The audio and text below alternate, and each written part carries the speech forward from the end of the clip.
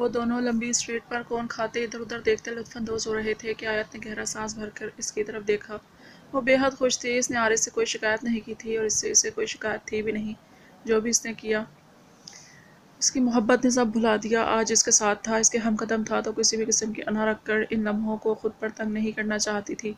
بار بار دل میں اللہ کا شکر ادا کرتی، وہ بس اس کا ساتھ پوری زندگی کے لیے مانگتی۔ وہ نہیں جانتی تھی عارض اس کے بارے میں کیا سوچتا ہے، مگر اس کی آنکھیں، اس کی توجہ، اس کا لمس، اس کی شدتیں جیسے بیان کرتی تھی کہ اس کے دل میں آیت کے لیے پوشیدہ جذبات کھل کر سامنے آ رہے ہیں۔ اس نے مسکرا کر عارض کی طرف دیکھا جو لانگ بوٹ کوٹ پہنے بار اگر ایک جھک کر اس کی کون سے آئس کریم لیتا تو اور لبوں پر زبان پھیر کر اس کو صاف کر کے ادھر ادھر دیکھتا، جبکہ اس کا ہاتھ آیت کے شانے پر تھا اور دوسری کاٹ کی پاکٹ میں۔ رنگ برنگی لائٹیں اور خاموشی، مدھم مدھم لوگوں کی آوازیں اور ٹھنڈی ہوا، خوشگوار تیز ہوا، یہ منظر مکمل تھا۔ وہ اتنی خوش تھی کہ اپنی خوشی کو بیان کرنے کے لیے لفظ کم لگ رہے تھے۔ عارض میں تھک گئی ہوں اب، حالانکہ وہ تھکی نہیں تھی مگر پھر بھی اس نے چہرے پر معصومیت طاری کی۔ بھلا اس کے ساتھ ہوتے ہوئے بھی وہ تھک سکتی تھی، جان بوجھ کر کہا کہ دیکھ سکے کہ وہ اس کے لیے کیا کرتا ہے۔ عارض نے اس کی طرف دیکھا اور بینچ پر بیٹھ جاتے ہیں۔ عارض نے بینچ کی طرف اشارہ کیا۔ مگر مجھے چلنا بھی ہے، آیت نے خفگی سے کہا۔ یہ کیا بات ہوئی، بینچ پر بیٹھ جاتے ہیں، اس نے کچھ اور کیوں نہیں سوچا۔ آیت رک کر اب اس کی طرف دیکھ رہی تھی۔ یہ کیا بات ہوئی، جب تھک گئی ہو تو بیٹھ جاؤ۔ عارض سمجھ نہیں سکا اس کی چالاکی۔ میں نے کہا نا مجھے چلنا بھی ہے اور میں تھک بھی گئی ہوں اور اب مجھے آئس کریم بھی نہیں کھانی، مجھے اب کچھ اور کھانا ہے۔ وہ بینچ پر بیچ میں ہی بیٹھ کر ضد پر اڑ گئی۔ عارض چند لمحے اس کو طرف دیکھتا رہا۔ آیت منہ پھیلائے اسے دیکھ رہی تھی۔ ایسا کرتے ہیں واپس ہوٹل چلتے ہیں، یقیناً تمہیں کافی آرام ملے گا۔ وہ اس کے نزدیک ہوا اور اپنی ہنسی دباتا بولا، نو نو، ہوٹل تو مجھے بالکل نہیں جانا۔ عارض کو سینے پر انگلی رکھ کر وہ سر نفی میں ہلاتی بولی، ایک بار ہوٹل چلے جاتے اس کا مطلب تھا کہ عارض کے اندر کا بھوت جاگ جاتا اور پھر آیت مشکل میں پھنس جاتی۔ عارض اس کے گھبرانے پر کھل کر ہنسا۔ عارض، آیت نے اس کے شانے پر ہاتھ مارا، جانے عارض۔ اس نے اس کے اسی ہاتھ کو لبوں سے چھوا۔ آیت شرما سی گئی، اتنے لوگوں میں اس نے کتنی آرام سے اس کے ہاتھ پر لمس کی حدت چھوڑی تھی۔ آیت اس کے ہاتھ سے اپنا ہاتھ اس سے پہلے نکالتی۔ عارض نے جھک کر اس کو اپنے بازو میں بھر لیا اور ایک دم سے اٹھا لیا۔ وہ اس کے بازو میں سمائی اور آیت کا چہرہ شرم سے سرخ پڑ گیا، پلکیں گردیں اٹھنے لگیں۔ عارض اس دلکش منظر کو دیکھنے لگا۔ عارض، لوگ دیکھ رہے ہیں، وہ اترنے کی کوشش کرنے لگی۔ اگر میں تم پر یہاں پرسنل اٹیک بھی کرتا ہوں تب بھی ان لوگوں کو کوئی فرق نہیں پڑے گا، وہ مدھم گمبھیر لہجے میں اس کے کان میں بولا۔ آیت نے گھور کر اس کو دیکھا مگر عارض پر کوئی فرق نہیں پڑا۔ تو میڈم آیت، آپ کی ایک خواہش تو پوری کر دی، اب دوسری یہ ہے کہ آپ کو کچھ اور کھانا ہے۔ وہ ارد گرد دیکھنے لگا۔ عارض، مجھے بہت شرمندگی محسوس ہو رہی ہے۔ آیت اپنا چہرہ اس کے سینے میں چھپاتی بولی، جبکہ عارض ہنس دیا اور ایک اور اسٹال کی جانب بڑھ چلنے لگا۔ جبکہ آیت بوکھلا گئی، وہ اندھیرے سے روشنی میں آ رہے تھے۔ عارض نے اس کے لیے کاٹن کینڈی لی، جبکہ آیت اب بھی اس کے بازو میں ہی تھی۔ شرمندگی سے وہ آنکھیں بھی اٹھا نہیں پا رہی تھی، جبکہ لوگ ان کو دیکھ کر دبا دبا ہنس رہے تھے۔ وہ وہاں سے گھوما اور دوبارہ اسی راہ پر چلنے لگا، جبکہ اب ذرا کچھ زیادہ اندھیرے میں آ گئے تھے۔ آپ اتار دیں، میں چل لوں گی، آیت نے پھر کہا۔ اب چپ چاپ کھاؤ اور مجھے بھی کھلاؤ ورنہ اسے سمندر میں پھینک دوں گا، زیادہ نخرے دکھائے تو۔ عارض نے اس کو گھورا، جبکہ آیت خاموش ہو گئی اور تھوڑا سا توڑ کر اس کے منہ میں دیا۔ غصہ تو ناک پر بیٹھا رہتا ہے جن کے، وہ منہ میں من منائی۔ مجھے سب سنائی دے رہا ہے آیت۔ عارض، میں بہرا نہیں ہوں، عارض نے بلند آواز میں کہا۔ آیت زبان دانتوں تلے دبا گئی، جبکہ وہ یوں ہی اسے کافی دیر تک لیے چلتا رہا۔ آیت کے لیے یہ حسین لمحے تھے۔ ایک بات پوچھوں، اس نے عارض کے منہ میں توڑ کر پھر سے کینڈی ڈالی۔ ہاں، عارض بولا اور کچھ فاصلے پر پڑے بینچ پر بیٹھ گیا، جبکہ آیت اس کی گود میں تھی۔ یہاں دور دور تک کوئی نہیں تھا۔ آیت کا چہرہ عارض سے کافی نزدیک تھا، جبکہ عارض کی نگاہ بار بار گردن کے پوشیدہ تل پر ٹھہر جاتی، جسے وہ اس دوران بار بار تنگ کر دیتا تھا، یہاں تک کہ وہ اب اس سے چھپ کر اس کی شرٹ کے اندر سے جھانک کر اسی کو دیکھ رہا تھا۔ آپ کو مجھ سے واقعی محبت ہے؟ وہ اس کے بالوں میں انگلیاں چلانے لگی۔ عارض نے اس شرارتی تل پر سے نگاہ ہٹا کر اس کی خمار آلود نگاہوں کو دیکھا، جن میں اس کے لیے چاہت ہی چاہت تھی۔ تمہیں ایسا کیوں لگا کہ کوئی جھوٹ میں بھی محبت کر سکتا ہے؟ اس نے بالآخر اس کے نیک کے گرد گھوما ہوا مفلر اٹھایا۔ آیت نے اس کی جانب دیکھا، جبکہ عارض نے اسے تھوڑا اور آگے آنے کا اشارہ کیا۔ آیت مسکراہٹ چھپاتی نفی کرنے لگی۔ عارض نے گھورا، جسے آیت نے کھاتے میں نہیں لایا مگر مقابل عارض تھا۔ آیت کی شرارت پر اس نے ایک دم آیت کو بینچ پر پٹکا اور خود ایک جست لگا کر اب اس کے سامنے آ گیا۔ آیت کا منہ کھل گیا۔ اب آیت ایک دم نیچے آ گئی تھی۔ بینچ پر ٹھنڈا بینچ اس کے گرم پناہوں کی نسبت ظالم سا لگ رہا تھا۔ آیت نے منہ بسورا، تو مجھے وہ کرنے دو جو میں چاہتا ہوں۔ عارض نے اپنا مدعا بیان کیا۔ پہلے میری بات کا جواب دیں۔ آیت نے اس کے لبوں پر انگلی رکھ دی۔ عارض کے وجود میں جذبات بھڑک اٹھے۔ وہ بے قابو سے اس کی طرف بڑھا مگر آیت نے خود کو اس سے بچا لیا۔ آیت عارض جھنجھلایا۔ پہلے میرا جواب۔ آیت نے کہا، ہاں بھی کرتا ہوں نا پیار، بہت پیار کرتا ہوں۔ کب، کہاں، کیسے، کیوں معلوم نہیں، شاید نفرت کرتے کرتے تم سے پیار کرنے لگا اور خود بھی نہیں جان پایا کہ تم کتنی اہم ہو میرے لیے۔ مدھم مدھم آواز میں بولتا وہ اس دل کے بالکل نزدیک پہنچ گیا۔ آیت کی لیے اس کا ایک ایک لفظ موتی تھا، تو وہ اس کی خواہش کو پورا کیوں نہ کرتی۔ اس کی گردن میں بازو حائل کر کے اس نے اپنی گردن کو ذرا سا خم دیا۔ لبوں کی تراش میں حیا سے لبریز مسکان تھی۔ عارض فدا سا ہو گیا۔ اس کا مفلر اس کی گردن سے کھینچ کر نکالا اور اس دل کو اب اس نے تنزیہ نظروں سے دیکھا کہ وہ کس طرح چھپنے کی کاوش میں تھا، اور آیت نے اس کے لیے اس کو سرعام کر دیا تھا۔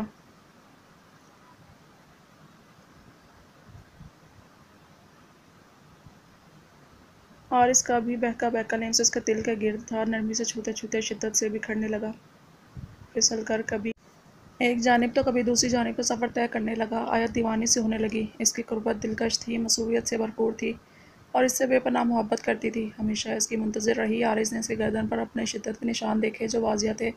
آیت نے آنکھیں کھول کر اس کو دیکھا اور اپنی بنائی گئی ڈرائنگ سے کافی مطمئن لگ رہا تھا۔ میں نہیں ہوں اب یہ، آیت نے روٹھے لہجے میں کہا۔ وہ جان بوجھ کر ایسی حرکتیں کرتا تھا جو آیت برداشت کر جاتی تھی، اپنی محبت میں مجبور ہو کر، چور ہو کر۔ مگر مجھے یہ خوبصورت لگتے ہیں، تمہاری گردن پر سجے۔ وہ ان کو چھوتے ہوئے بولا۔ آیت نے اس کے ہاتھ پر ہاتھ مارا۔ شرم کریں، آپ ہوٹل سے باہر ہیں مگر باز نہیں آتے۔ دیکھو یہ زیادتی ہے، تم نے مجھے خود آفر کی تھی۔ عارض کمر پر ہاتھ رکھتا اس پر الزام ڈالنے لگا۔ کیا میں نے کی تھی؟ کس قدر جھوٹے ہیں عارض آپ۔ آیت بینچ پر کھڑی ہوئی، لڑاکا عورتوں کی طرح کمر پر ہاتھ رکھتی اسے کوڑنے لگی۔ عارض اس کے انداز پر کھل کر ہنسا اور اسے یوں ہی اٹھا لیا اور گول گول گھمانے لگا۔ آیت کی ہنسی کا جلترنگ رات کی خاموشی میں چار سو پھیل گیا، جبکہ عارض نے ایک بار پھر بھرپور شدت بھری جسارت کی۔ بس اب ہوٹل چلو، مجھ سے مزید دیری برداشت نہیں ہو رہی، وہ معنی خیزی سے بولا۔ عارض، آیت رو دینے کو تھی میری جان، یہاں آنے کا مقصد یہی تھا، اب تمہیں رونا دھونا نہیں ڈالنا چاہیے۔ وہ اس کے ہنستے ہوئے بال سنوارنے لگا۔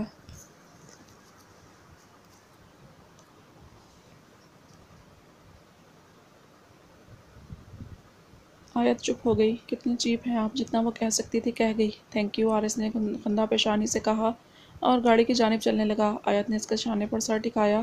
عارض، اب ہمارے بیچ کوئی نہیں آئے گا نا؟ گاڑی میں بیٹھتے ہی پوچھنے لگی۔ عارض نے اس کی صورت کو دیکھا اور اس کے معصوم چہرے پر شدت سے لمس بکھیرتا اس کے سانسوں کو اپنی سانسوں میں الجھا کر بھاری کر گیا۔ اس کے عمل میں جنون تھا، واضح دلیل تھی کہ دوبارہ ویسا نہیں ہوگا۔ کیا تمہیں مجھ پر یقین نہیں؟ وہ بولا تو آیت اس کی جانب دیکھنے لگی۔ عارض نے لب میچ لیے، گویا وہ اس پر یقین نہیں رکھتی تھی۔ آیت چاہ کر بھی اسے یہ نہیں کہہ سکی کہ اسے اس پر یقین ہے۔ عارض مسکرا دیا اور اس کا ہاتھ تھام لیا۔ اس کے ہاتھ پر بھی پیار کرتا ہوا گاڑی ڈرائیو کرنے لگا۔ آج اسے اندازہ ہوا تھا کہ آیت کس طرح اس کے رویے سے ہرٹ ہوتی تھی۔ اسے اس پر یقین نہیں تھا اور عارض کو یہ بات بہت چبھ رہی تھی۔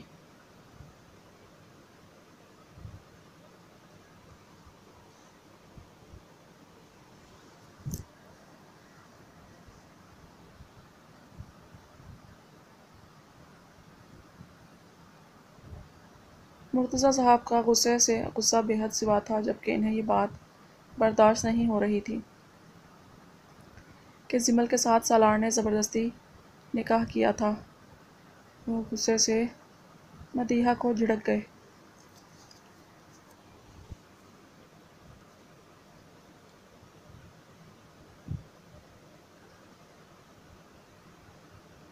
یہ تربیت ہے تمہاری کہ تمہاری اولاد یہ کارنامے کر رہی ہے؟ پہلے اس معصوم کو افشین نے کم ذلیل کیا تھا۔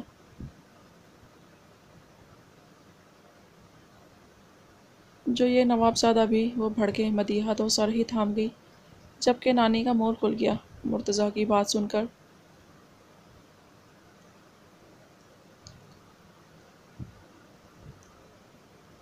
اور دوسری طرف کبیر وہ خود سن ہو گیا تھا سالار کی حرکت پر، جبکہ اگر کوئی وہاں خوش اور پرجوش تھا تو وہ پریشے تھی جس نے سب سے پہلے جمل کا ہاتھ تھاما تھا۔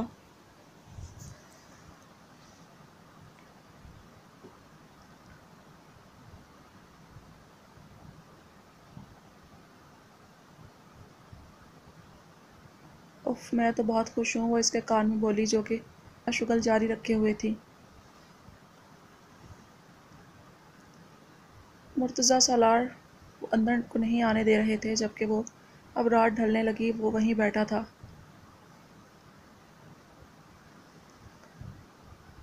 یار بابو، تمہارا بھی باپ تو ہوگا، کیا ایسا ہی تھا ظالم جابر، چھوٹے چھوٹے معصوم لوگوں کے ارمانوں کا خون کر دینے والا، لوگوں کے رومانس کی دیوار؟ یقین مانو ابھی تو کچھ کیا بھی نہیں تھا، وہ اداسی سے بولا، جبکہ بابو کافی عمر رسیدہ تھا، بچپن سے اس کو ایسا ہی دیکھتا آیا۔ اس کی باتوں پر ہنس دیا۔ صاحب، ہمارا ابا تو سوٹے سے چھینٹ دیتا تھا اگر کسی لڑکی کی طرف آنکھ اٹھا بھی لیتا۔ بابو اپنا قصہ سنانے لگا۔ سالار نے اس کی طرف ہمدردی سے دیکھا۔ مگر مجھے یقین ہے بابو، تم میں میری جیسی صلاحیتیں نہیں ہوں گی۔ وہ ہاتھ جھاڑتا فخر سے مسکرا اٹھا۔ بابو بھی اٹھ گیا۔ تم تو بیٹھو، میں دیکھتا ہوں اپنے باپ کو۔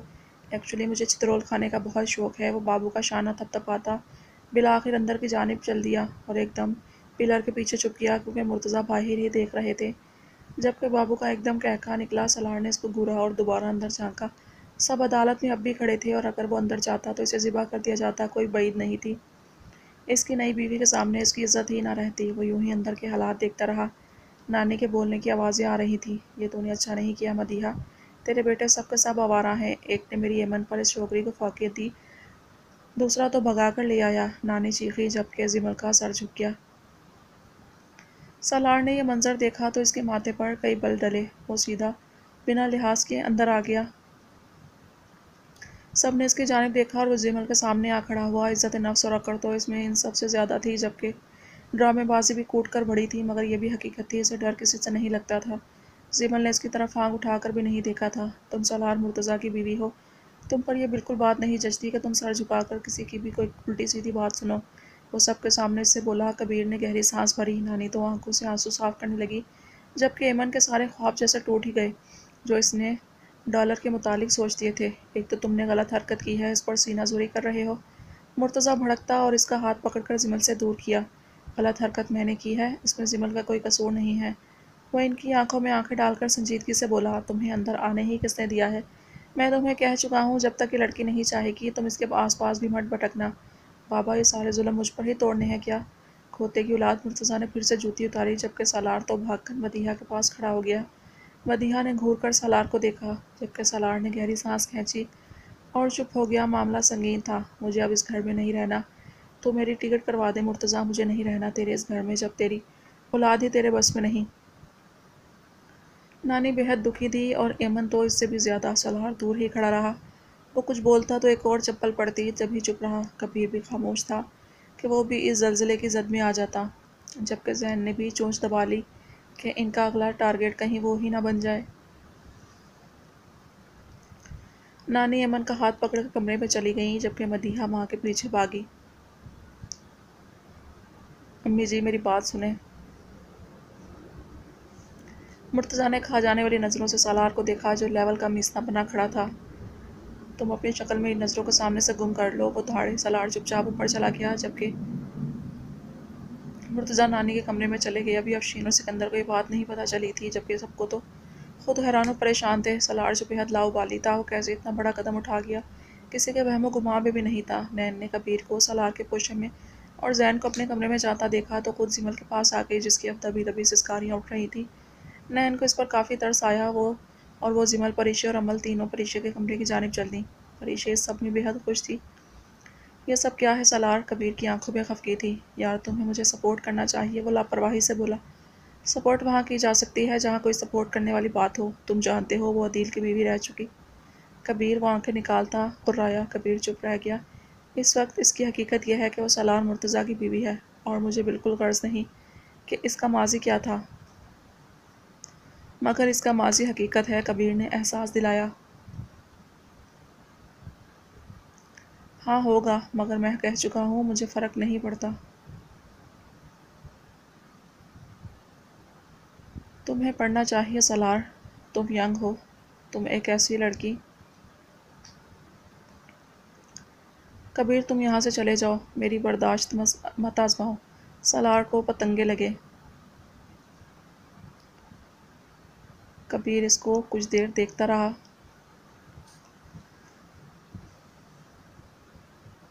تم میرے بھائی ہی نہیں ہو، سالار نے ناگواری سے اسے دور جھٹکا۔ کبیر کے دل پر لگی تھی یہ بات، اور اسے اپنی غلطی کا احساس فوراً ہو گیا کہ سالار نے نین کے معاملے میں اس کی ہر طرح سے سپورٹ کی تھی۔ آئی ایم سوری، وہ جلدی سے اس کا ہاتھ پکڑتا بولا۔ شٹ اپ، سالار نے ہاتھ جھٹکا۔ یار اچھا سوری، میں بس فضول سوچنے لگ گیا تھا۔ کبیر کو اس کی ناراضگی برداشت تھی کب تھی۔ سالار پھر بھی اکڑ رہا تھا۔ سوری پلیز، کبیر ہنسا۔ سالار نے اسے دھکا دیا اور اس پر چڑھ گیا۔ تم نے آئندہ میری بیوی کے متعلق ایک لفظ بھی بکواس بکی تو گردن تن سے الگ کر دوں گا، وہ اس پر چڑھا گریبان جگڑتا بولا تھا۔ Okay okay, take it easy, Kabir اپنا بچاؤ کرتا بولا تو سالار اس پر احسان کرتا اٹھ گیا۔ سالار اس پر سے ہٹ کر واش روم میں شاور لینے جانے لگا جبکہ کبیر بستر پر بیٹھ گیا۔ بات سنو، واقعی اس سے محبت کرتے ہو؟ کبیر نے جاننا چاہا۔ ہاں شاید، اس نے شانے اچکائے۔ کیا یہ شاید کیا ہے؟ وہ ایک دم اٹھا۔ شاید، سالار نے قہقہہ لگایا اور باتھ روم میں گھس گیا۔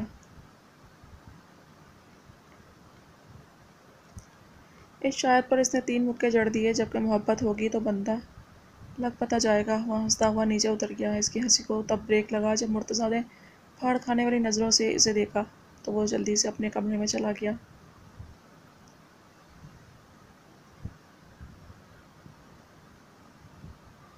یہ سب کیا تماشا ہے؟ افشین چیخنے لگی جب سکندر نے اس کو آواز نیچی رکھنے کو کہا۔ میں تو اس لڑکی کو اس گھر میں برداشت ہی نہیں کروں گی۔ میرے بیٹے کی قاتلہ کو بیاہ کر لے آیا ہے یہ۔ افشین کمرے کا دروازہ کھول کر باہر نکلی اور دندناتی ہوئی سیدھا مرتضیٰ کے کمرے تک پہنچی جو بامشکل سوئے تھے۔ دروازہ بجنے پر ایک دم اٹھ گئے۔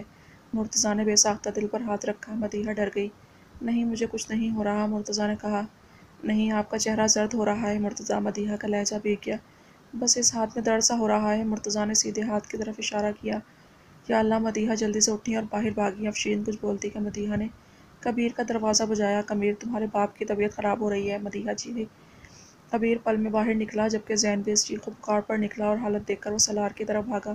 سکندر بھی اندر بھاگے۔ مرتضیٰ بے دم سے ہو رہے تھے۔ کبیر نے باپ کا چہرہ تھپتھپایا جو رسپانس نہیں کر رہا تھا اور اچانک اس بھیڑ کو چیرتا سالار اندر داخل ہوا۔ اس نے کبیر کو پیچھے کیا۔ تم گاڑی نکالو، سالار نے کہا اور باپ کو اپنے مضبوط بازو میں اٹھا لیا اور وہ باہر لے کر ان کو دوڑا۔ اس وقت ان کے چہروں پر کچھ چھن جانے کا خوف تھا۔ تینوں بیٹے اور بھائی مرتضیٰ کے لیے ہسپتال پہنچے تھے جبکہ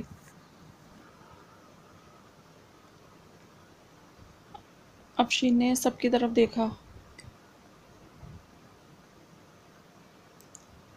کوئی اس کی طرف متوجہ نہیں تھا۔